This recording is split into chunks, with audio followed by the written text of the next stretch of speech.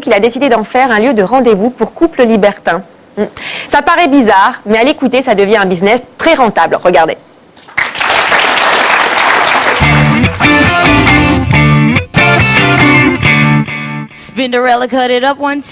Nous sommes au nord de Toulouse, à Fenouillet. C'est ici que vit Patrick, 40 ans, marié et père de famille.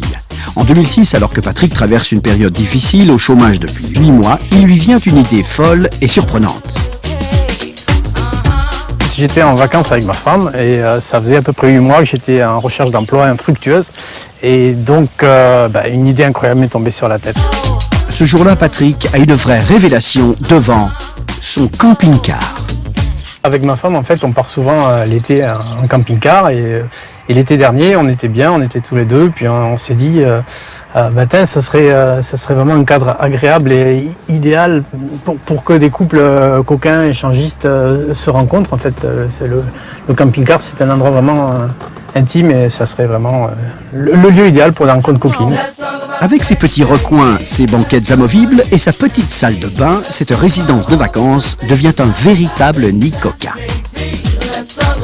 Et pour faciliter la rencontre entre les couples échangistes, Patrick a même créé un site internet. Tous les couples libertins, échangistes et mélangistes, c'est-à-dire les couples qui désirent partager leurs ébats amoureux à plusieurs, peuvent désormais le faire en camping-car. Vous avez un camping-car, vous avez une relation coquine avec un autre couple camping-cariste, et donc vous allez sur ce site, vous pouvez vous inscrire, vous pouvez mettre une photo et vous allez rentrer en contact avec des gens qui ont la même recherche que vous, c'est-à-dire que ce sont des camping-caristes qui souhaitent se retrouver dans le cadre de leur passion commune du camping-car. Et s'il y a un bon contact et un rapport convivial, de se retrouver pour avoir des relations coquines et libertines dans le cadre du camping-car, donc à l'intérieur du camping-car qui sert de lieu de rencontre en fait. Donc vous pouvez vous rencontrer n'importe où, à la mer, à la montagne, à mi-chemin entre deux villes, dans l'anonymat le plus complet, en sachant que une personne qui a un camping-car peut accueillir une personne ou un couple non camping-cariste. Donc c'est ouvert aussi aux personnes qui n'ont pas de camping-car. Et depuis sa création en janvier 2007, le camping-car ne cesse d'avoir de plus en plus de membres. À l'heure actuelle, il y a 1400 inscrits. Ce site s'adresse bien entendu à une clientèle expérimentée qui partage une sexualité totalement libre. Parmi eux, 2 couples libertins de la région de Toulouse ont accepté de témoigner et de nous dire ce qu'ils pensaient de l'idée de Patrick.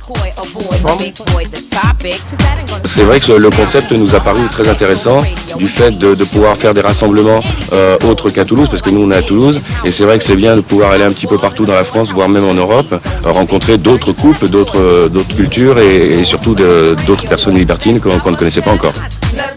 Pour ces couples, pratiquer l'échangisme dans un camping-car a beaucoup d'avantages. L'avantage d'un camping-car, c'est que lorsque tu sors d'une discothèque ou autre, même si tu as un peu fait la fête, pour des raisons de sécurité, tu peux dormir sur place, tu peux te faire un câlin à nouveau, en intimité, on va dire. Ça permet d'avoir une intimité, de se retrouver, de se rapprocher plus facilement que d'être chez la personne directement, parce que c'est plus cosy, c'est plus sympa. Les couples de ce type recherchent surtout la promiscuité. C'est un petit peu tout le monde s'emboîte, tout le monde est de plus en plus près, plus chaud, quoi. C'est le but d'avoir un petit espace. Et dans ce petit espace, notre présence est devenue, au bout d'un moment, un peu gênante. Avis aux amateurs, vérifiez bien la suspension.